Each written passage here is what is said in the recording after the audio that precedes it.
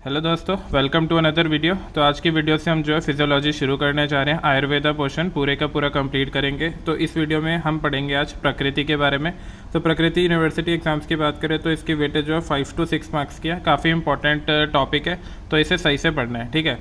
तो एक एक करके जितने भी NCSM में हेडिंग्स दी है सबको कवर करेंगे। तो देखो, वीडियो का मेन एम है आपको मेन पॉइंट्स पे फोकस कराना, ठीक है। बुक तो आपको ज़रूर पढ़नी ही पढ़नी है, एक बार रीड लगाना है, हिंदी अच्छे से पढ़नी है। मैं आपको मेन श्लोक्स बता दूंगा, मेन हेडिंग्स बता दूंगा जो पेपर में यूजुअली पूछे जाते हैं, ठीक है। तो चलिए शुरू करते हैं। तो सबसे पहला आता है डिफाइन द टर्म प्रकृति and describe the etymology and different meaning of term प्रकृति, ठीक है। तो पहला क्वेश्चन ये है। तो देखो, सबसे पहले क्या रहता है, प्रकृति की व्युत्पत्ति पता होनी चाहिए। क्या होता है, प्र प्लस क्री प्लस त्री प्लस ती, तो इन तीनों को मिला के बना है। तो प्र क्या रहता है, सत्व गुण एवं ज्ञानार्थक रहता है, यानी सत्व गुण रहता है इसमें।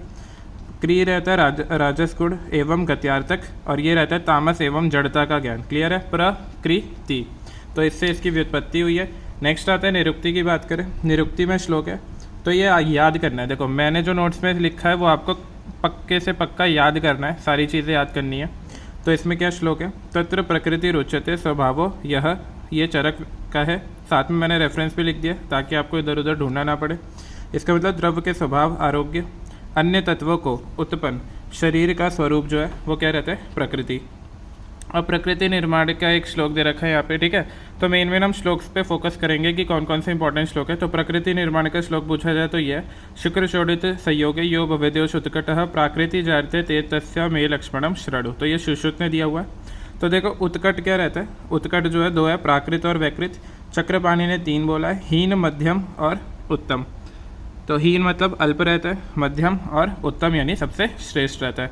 क्लियर है। तो प्रकृति निर्माण की बात हो गई। नेक्स्ट टॉपिक आता है हिंदी। एक बार आप खुद से ज़रूर बुक से पढ़ लेना, मैं बार बार बोल रहा हूँ। नेक्स्ट आता है describe the role of different, क्या है, मातृ आदि भाव जैसे genetic, intra uterine, extra uterine factors है influencing the prakriti according to Charaka and Sushruta. तो देखो, सबसे पहले आता है, ये बहुत पूछा जाता है वैसे, तो ध्यान देना।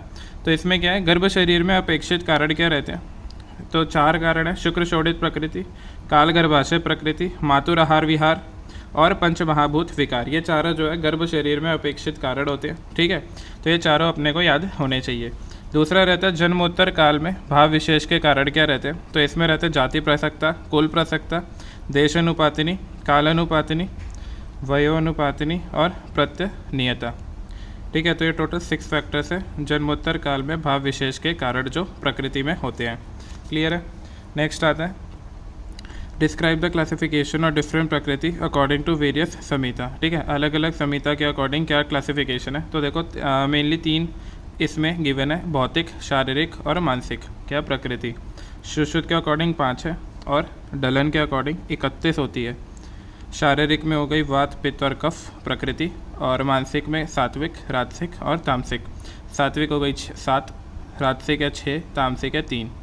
क्लियर है। ये क्लासिफिकेशन बहुत इंपॉर्टेंट है, ध्यान में होना चाहिए। वाइवा और MCQ में यूजुअली इस पे से क्वेश्चन पूछे जाते हैं।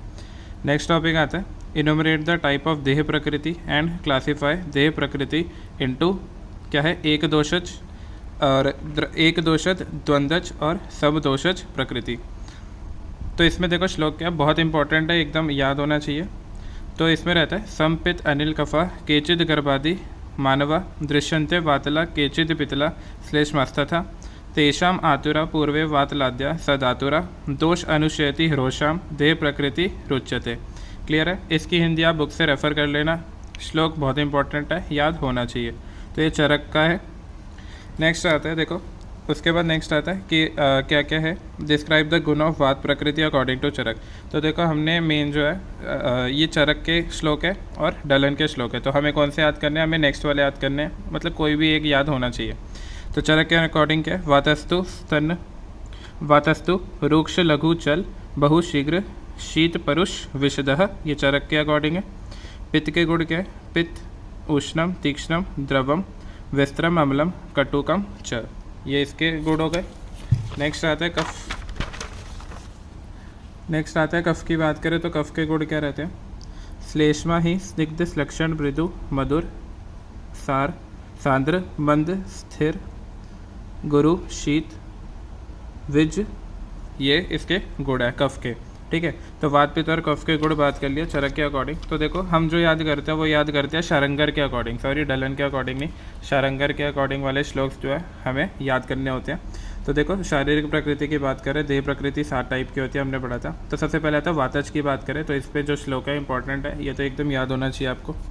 क्या है? अल्पकेशः कृशो रुषो वाचालश्चल मानसः आकाशचारी स्वप्नेषु वात प्रकृति को नरः। ठीक है, अल्पकेश यानी उसके केश जो है कम रहते हैं, कृशो रुषो, कृश यानी पतला रहता है, रुक्ष रहता है, वाचालश्चल मानसः आकाशचारी स्वप्नेषु, सपने में जो है आकाश जैसी उसकी अनुभूति होती है, और ये सारे वात के गुण है। तो ये सब अपना हिंदी जो है बुक से रेफर कर लेना अच्छे से, श्लोक इंपॉर्टेंट है। नेक्स्ट आता है पित्त की बात करें, तो पित्त में क्या है? पित्त में रहता है श्लोक अकाल पलिते व्याप्तो धीमान स्वेदी च रोषण स्वप्नेषु ज्योतिषाम दृष्टा पित्त प्रकृति को नरः। ठीक है, तो इसमें स्वप्न में ज्योति जैसी मतलब रोशनी दिखाई देती है। ठीक है, तो ये है शारंगर के अकॉर्डिंग है पित्त का। नेक्स्ट आता है कफज प्रकृति के श्लोक की बात करें, तो इसमें आता है गंभीर बुद्धि स्थूलांग स्निग्ध केशो महाबला स्वप्ने जलाशय लोकी श्लेषम प्रकृति को नरः। क्लियर है? तो इसको जलाशय ये सब जो है स्वप्न में दिखता है, और ये सारे इसके जो भी है गुण है प्रकृति के। तो वात पित्त और कफ की बात हो गई, तो हमें कौन से याद करने हैं? शारंगर वाले, बाकी आपकी मर्जी है, कोई से भी याद कर लो, बस एक तो याद होना ही चाहिए। नेक्स्ट आता है describe the classification of bhautik prakriti and characteristic feature of individual belonging to each kind of bhautik prakriti. तो सुश्रुत ने वर्णन किया है प्रकृति में नारायणाम भौतिकी केचिदाहु पवन दहन तोये कीर्ति अस्तु तिस्त्र स्थिर विपुल शरीर पार्थिवश्च क्षमावान शुचिरथ चिरजीवी नाभसह खर्व आदि भी। तो ये है सुश्रुत के अकॉर्डिंग। ये यूजुअली पूछा नहीं जाता, बट एक बार रीड ज़रूर कर लेना आप कि इसमें क्या गिवन है।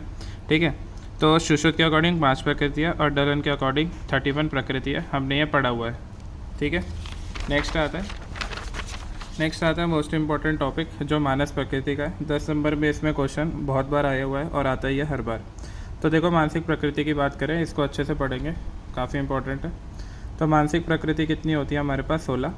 तो क्या क्या है? सात्विक, राजसिक, तामसिक। सात्विक है 7, राजसिक है 6, और तामसिक है 3।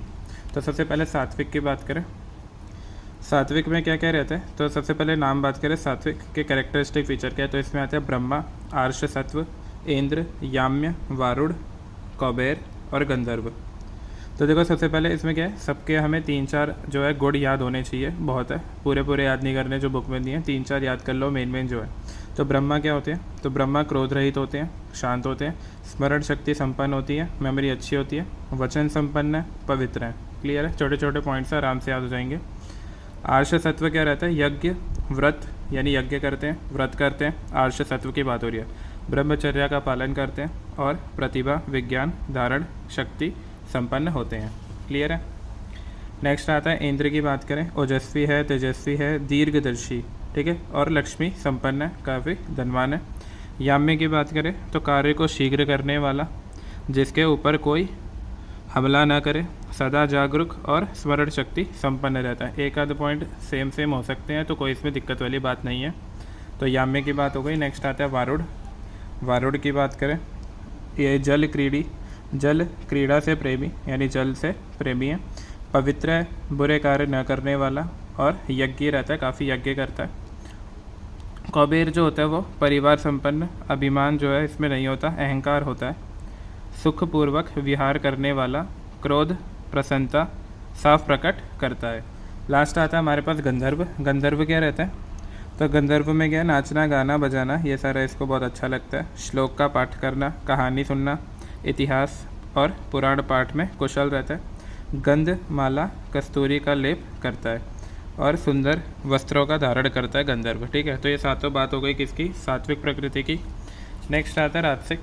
राजस प्रकृति क्या रहता है? तो राजस में आता है असुर, राक्षस, पैशाच, सर्प, प्रेत और शाकुन। तो एक एक करके इसकी क्या क्या इसके गुण है उसकी बात करते हैं। तो असुर क्या रहता है? शूर होता है, अधिक क्रोधी, संपत्तिशाली, ठीक है, धनवान होता है, और दया शून्य, दया बिल्कुल नहीं करता असुर। राक्षस की बात करें तो राक्षस जो है वो क्या रहता है?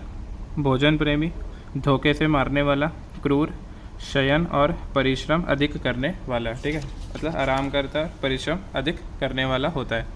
नेक्स्ट आता है इसमें पैशाच की बात करें।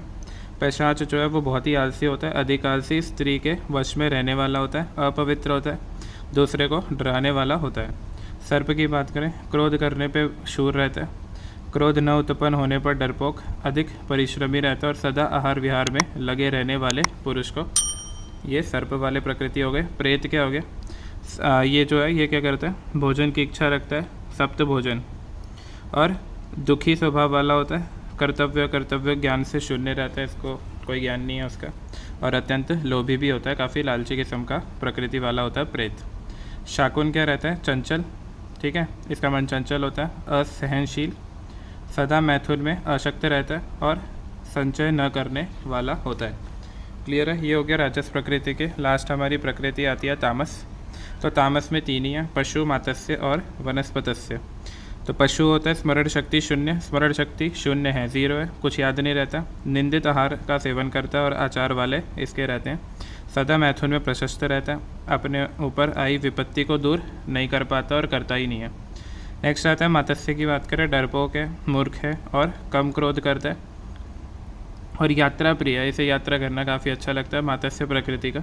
लास्ट आता है वनस्पतस्य, इसमें है आलसी रहता है, आहार से लगा रहता है और ज्ञान से शून्य रहता है। ठीक है, तो इसी के साथ जो है तामस प्रकृति की बात हो गई। तो मानस प्रकृति हमने पूरा पढ़ लिया, सबसे इम्पोर्टेंट टॉपिक यही है। बाकी सारे जितने भी श्लोक बताएं वो सारे याद होने चाहिए, उसके अलावा बाकी चीज़ें आप रीड कर लेना। तो इसी के साथ प्रकृति चैप्टर ख़त्म होता है। आई होप आपको वीडियो अच्छी लगी होगी। मिलते हैं अगली वीडियो में, तब तक के लिए बेस्ट ऑफ लक, पढ़ते रहिए।